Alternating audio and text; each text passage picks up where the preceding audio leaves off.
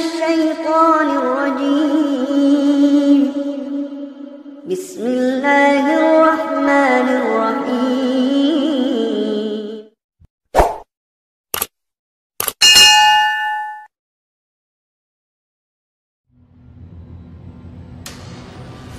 Assalamualaikum warahmatullahi wabarakatuh. Setan dan jin tidak akan berhenti untuk menggoda manusia dan akan mengerahkan segala kemampuan untuk menyesatkan manusia. Namun, setan dan jin memiliki kelemahan tersendiri. Berikut adalah 6 kelemahan setan dan jin menurut Al-Quran. Yang pertama adalah tidak dapat mengalahkan orang soleh. Nabi Ibrahim alaihissalam berdoa, "Ya Tuhanku, berikanlah kepadaku hikmah dan masukkanlah aku ke dalam golongan orang-orang yang soleh." Al-Quran Surah Asy-Syu'ara ayat 83. Iblis berkata kepada Allah Subhanahu wa Ta'ala, "Ya Tuhanku, oleh sebab Engkau telah memutuskan bahwa aku sesat, pasti aku akan menjadikan mereka memandang baik atau perbuatan maksiat di muka bumi, dan pasti aku akan menyesatkan mereka semuanya, kecuali hamba-hamba Engkau yang muklis di antara mereka." Al-Quran Surah Al-Hijr ayat 39-40. Setan itu dapat menguasai manusia atas dosa yang dilakukan, tetapi ketika manusia berbuat amalan soleh, setan akan takut.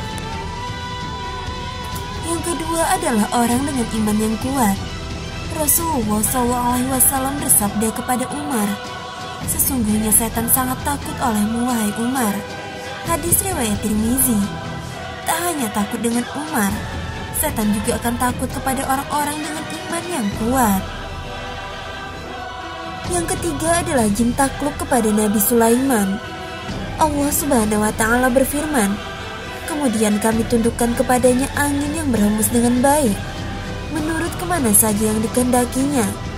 Dan kami tundukkan pula kepadanya syaitan-syaitan semuanya, ahli bangunan dan penyelam, dan syaitan yang lain terkait dalam belenggu." Al-Quran Surah Shad ayat 36-38.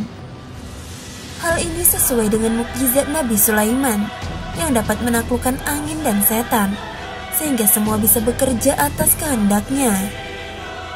Yang keempat adalah tak dapat menyerupai Rasulullah SAW. Meskipun setan dan jin dapat berubah wujud seperti manusia, namun mereka tidak bisa menyamar seperti Rasulullah SAW. Rasulullah SAW bersabda, "Barang siapa yang bermimpi melihatku, maka dia sungguh telah melihatku, karena setan tidak dapat menyerupaiku."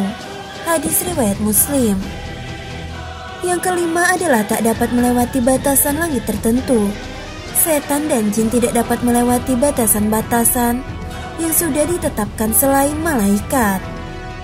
Jika mereka berani melewatinya, maka mereka akan binasa dan hancur. Maka jin tidak dapat mencuri informasi dari langit.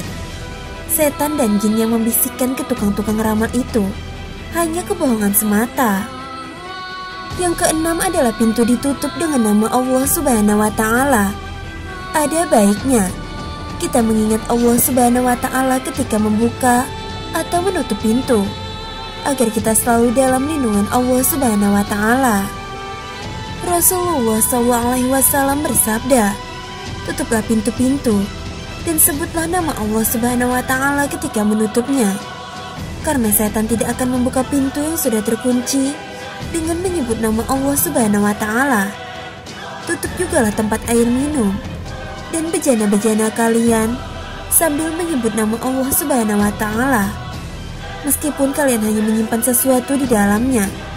Dan ketika hendak tidur, matikanlah lampu-lampu kalian." Hadis riwayat Muslim. Sahabat belajar Islam yang dirahmati Allah, demikianlah kelemahan setan dan jin.